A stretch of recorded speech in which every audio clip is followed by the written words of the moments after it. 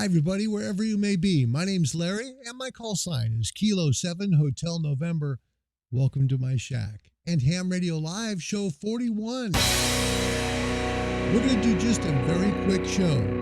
I want to get this ready for the big shootout today between the MFJ 1026 noise cancellation device and the TimeWave ANC4 noise cancellation device. These are both really well known in the field, and they've been around a while. The reason I went and ordered, because I already have the TimeWave, but the reason I ordered the 1026 was because the TimeWave isn't getting the job done. I mean, if you look at my screen, you've seen my channel before, you see tons of RFI. I need more power on that phase antenna. So I'm hoping that the preamp that's in the 1026 will do the trick. That's my hope. Now, if you buy a 1026, an MFJ 1026 noise canceller, you're going to be real thrilled. It's called the Noise Canceling Signal Enhancer. How it works essentially, we'll describe in the next show, but briefly, it's similar to a phased vertical array, only for receive, okay? Instead of being highly directional in transmit, it's highly protectional on null, okay? You know when you have a phased vertical array, right? You have a phased vertical array, you are shooting out one direction and there's very little coming out the backside. It's the same thing, but it's just for RX. That's it. It's just for the receive side. Now, you buy this item if you do, and again, if you're having a problem with RFI, you're having noise in the bands, you're having, repetitive noise, you're having buzzing that the noise blanker is not taken care of, and your digital noise filtering isn't taken care of, your notch isn't getting rid of, you just are sick of dealing with it, this is a great solution. And it doesn't cost that much money. It really isn't. It's not a super expensive thing. Now, it does come with a whip antenna. And I was thinking about the Devo song, but I can't go there. Anyway, it does come with the whip, and the whip antenna, essentially, if you use that, you're using it. Let me move the microphone up here. If you're using the whip, what you're going to do is you simply plug it in right here and you screw it in place. Okay, and you can actually do that with the cover on. You don't have to remove the 6 screws. You can just stick the antenna right in there and screw it right in. Pretty easy. But if you want to use it to get rid of serious RFI from outside, your house, and you're dealing with it and it's driving you nuts, right? There is a set of jumpers you need to know about. Now, I want to help you to get this set up. Okay, here's again where the whip antenna comes in. Okay, I want to get the capacitor shadow out so you're not seeing that. I want you to see this right here, because this is going to help you to understand exactly where you're going to find this item, and also help you to know, what you need to do. It's not hard at all. All right. You take a look right here. You see right here? It says jumper 1, just JMP1, okay? And then next to it on this side here, you see it just says, as we get into the light, okay? You see on this side, jumper 2, JMP2, all right? So the way it comes from the factory always, at least mine did, I would assume it probably is always. Maybe it isn't. I don't know. I shouldn't say always, because I don't know that. Okay, but I will tell you that mine came this way. All right, mine came set up where jumper 2 is active. Okay, so with it set up in this direction, okay, you see the jumper right here.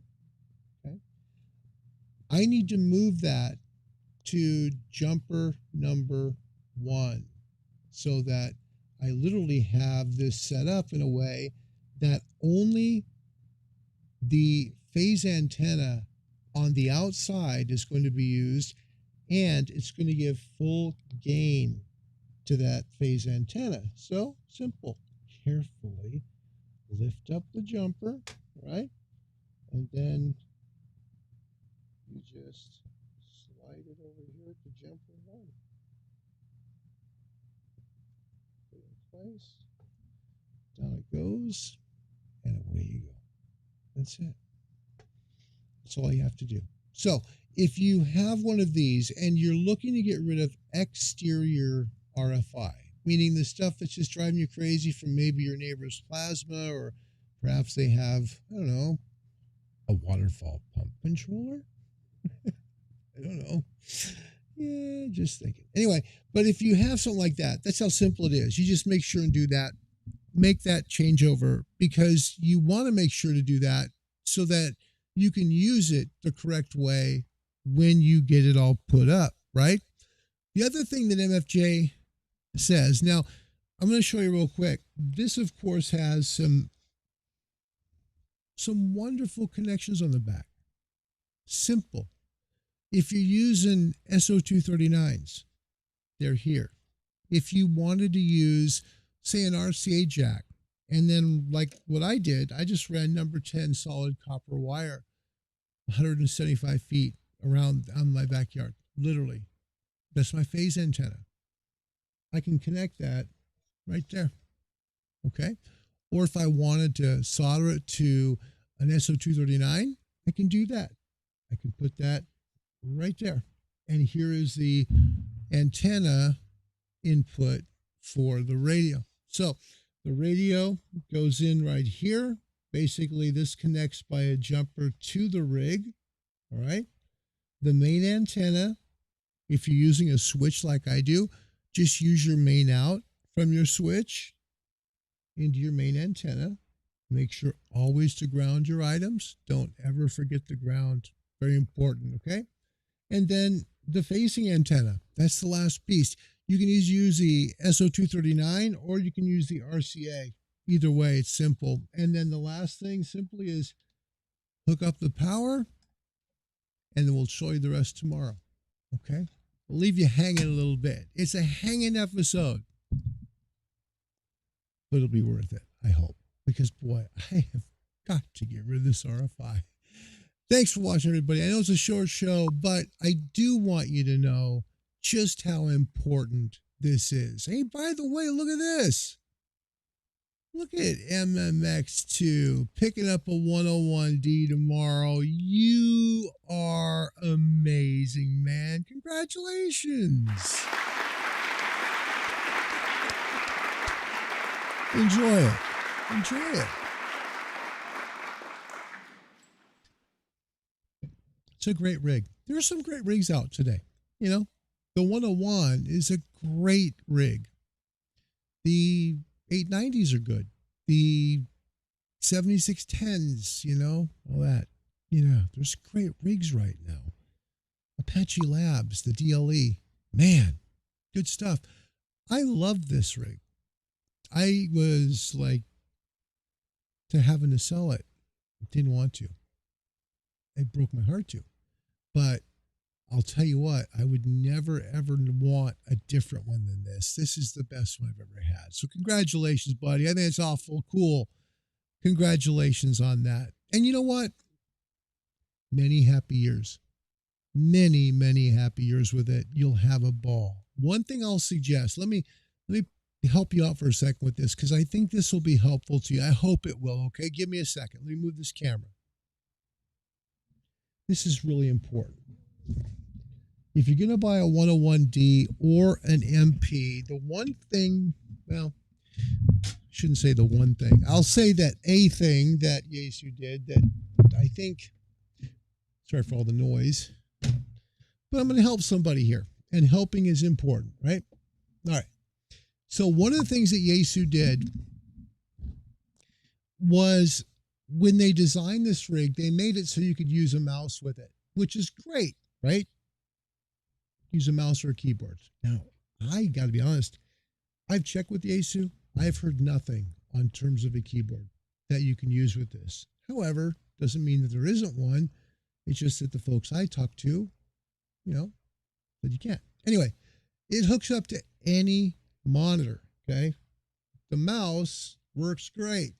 But here's the catch, and there is a very important catch I want to tell you. In order to use the mouse, you need to backwards compatible this thing. And I mean, I would go sooner rather than later, okay? What you need is a Logitech 3 series wireless mouse. You do.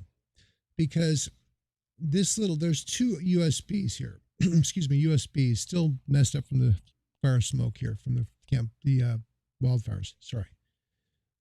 There are two USBs here. Okay. That one marked Logitech is actually, I believe it's the 305 that I have. Okay. Is it 305? Let's see, 310. All right. So mine's the 310. Okay. So this is actually an older, and I do mean older model for I'm sorry for the way the camera was there. Just trying to hold it close and not bang into everything. Sorry. But that's an older version for Logitech. It's a very old encryption mouse. It's a very old mouse design. So I don't know why Yaesu went with something that old, but get that one. You want a 3. It's like 305, 310.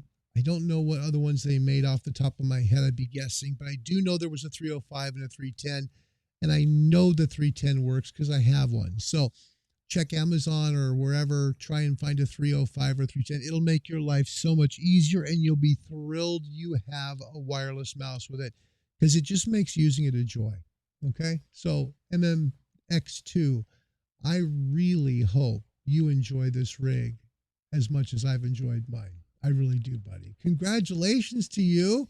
That's great news. All right, folks, we'll see you soon. Yeah, you'll need a Series 3 mouse. You can find those, at least you could when I got mine. I don't know how reasonable they are to find now, but I'm sure you can find one. If you don't find it there, find it on some online marketplace we both know begins with a vowel. Yeah, anyway. So just find the 3 series. 310 will work, okay? Make sure you just get the mouse and the USB connector. You're set. No wires. Away you go. Have fun. Enjoy it. Back tomorrow. Well, I guess later today, technically, with the 1026 from MFJ against the Time Wave ANC4. Which gunslinger wins the shot to try and knock out the RFI? Find out later today on Ham Radio Live 42 as we come back and figure it out. Thanks for watching, everybody. Until next time, God bless you. Thanks a lot for watching. It's been my honor and privilege. Thanks for visiting my shack. My name's Larry. My call sign's Kilo 7 Hotel November. Goodbye, everybody.